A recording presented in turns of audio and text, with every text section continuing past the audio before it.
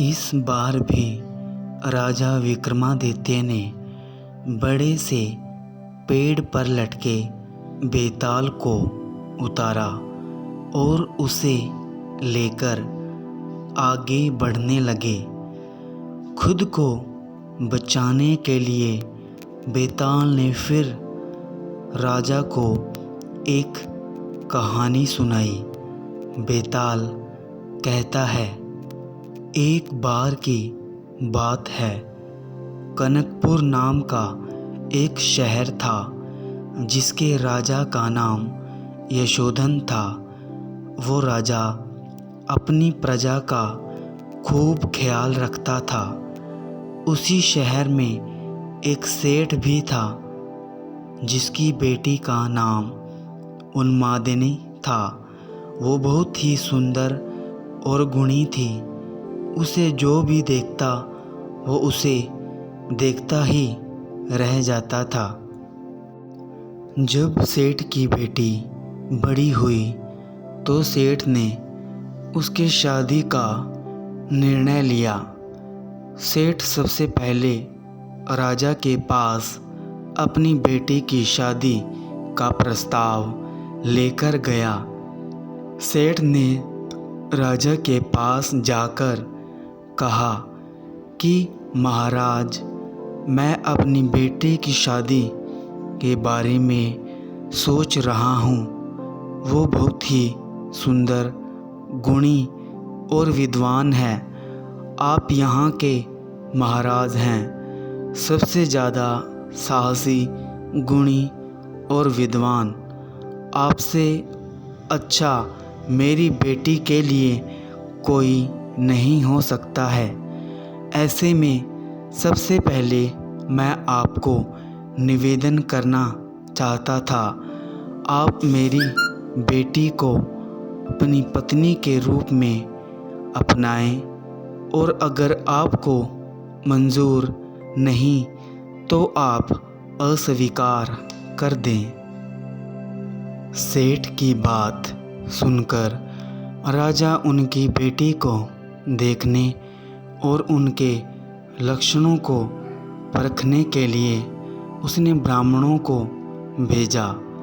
राजा की बात मानकर ब्राह्मण वहाँ उन्मादिनी को देखने गए। ब्राह्मण उन्मादिनी को देखकर काफ़ी खुश हुए, लेकिन दूसरे ही पल उन्हें इस बात की चिंता भी हुई कि अगर राजा ने इतनी खूबसूरत लड़की से शादी की तो वो पूरा दिन उन्हें देखते ही रहेंगे और प्रजा पर ध्यान नहीं दे पाएंगे। इसलिए ब्राह्मणों ने फैसला किया कि वो राजा को उन्मादिनी के रूप और गुणों के बारे में कुछ नहीं बताएंगे। सारे ब्राह्मण राजा के पास पहुँचे और बोले, राजा, वो लड़की अच्छी नहीं है, इसलिए आप उनसे शादी ना करें। ब्राह्मणों की बात सुनकर राजा को लगा कि वो लोग सच बोल रहे हैं। राजा ने उन्मादिनी से शादी करने के लिए मना कर दिया। फिर सेठ ने राजा की अनुमति से राजा के सेनापति बलधर के साथ अपनी बेटी की शादी करा दी।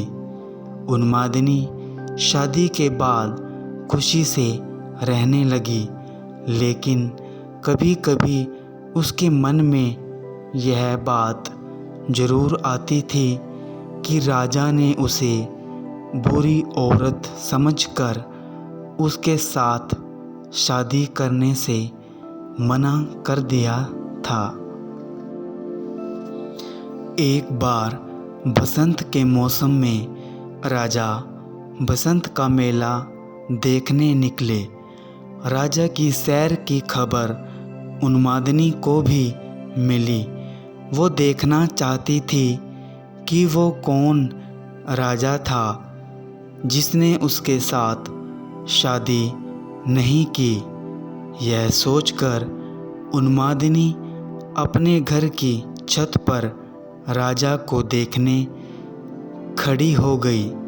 राजा अपनी पूरी सेना के साथ उधर से जा ही रहे थे कि उनकी नज़र छत पर खड़ी उन्मादिनी पर पड़ी।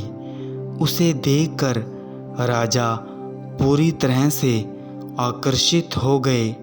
उन्होंने अपने सेवक से पूछा, यह खूबसूरत लड़की कौन है? तब सेवक ने राजा को सारी कहानी बताई।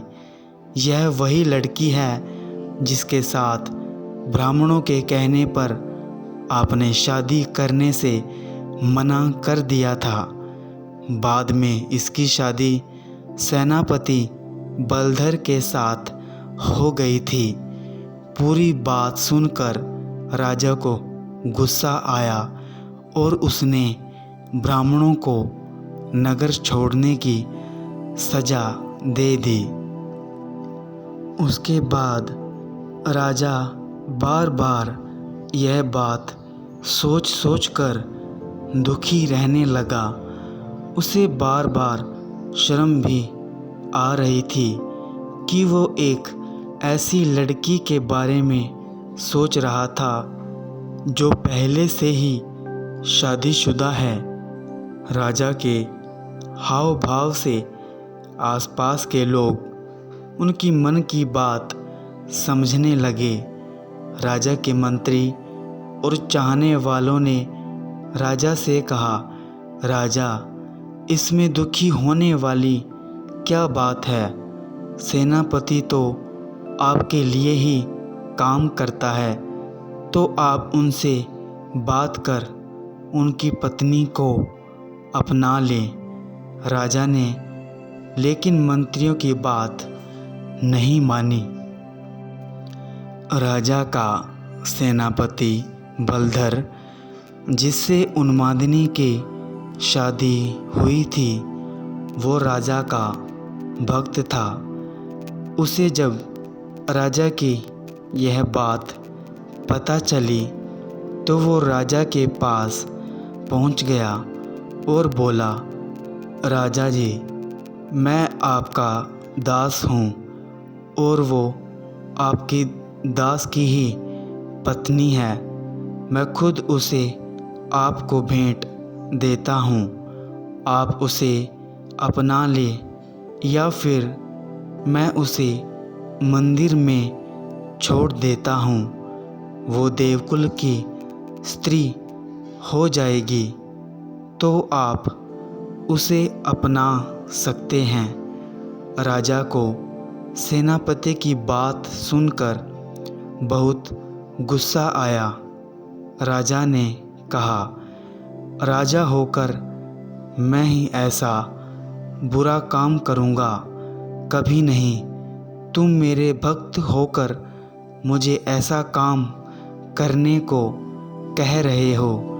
अगर तुम अपनी पत्नी को नहीं अपनाओगे तो मैं तुम्हें कभी माफ़ नहीं करूँगा। राजा मन ही मन उन्मादिनी के बारे में सोचते सोचते मर गए। सेनापति राजा की मौत से बहुत दुखी हुआ और इस बात को सह नहीं पाया।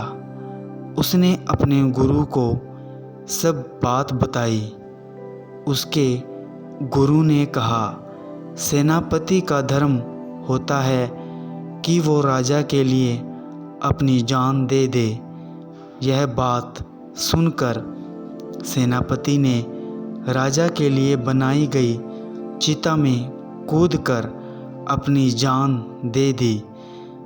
जब यह बात सेनापति की पत्नी उन्मादिनी को पता चली तो उसने भी अपने पति के लिए अपने प्राण त्याग दिए।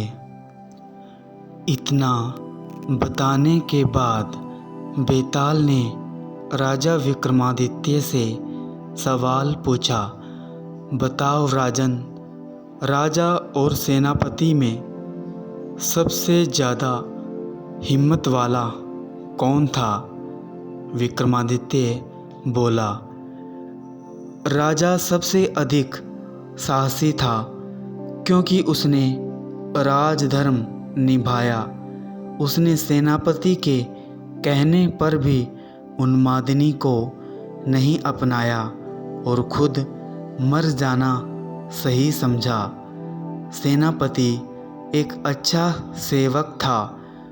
अपने राजा के लिए उसने अपनी जान दे दी। इसमें कोई चौंकाने वाली बात नहीं थी। असली हिम्मत वाला तो राजा था, जिसने अपने धर्म और काम को अनदेखा नहीं किया। विक्रमादित्य का जवाब सुनकर बेताल खुश हुआ और हर बार की तरह पेड़ पर जाकर लटक गया। धन्यवाद।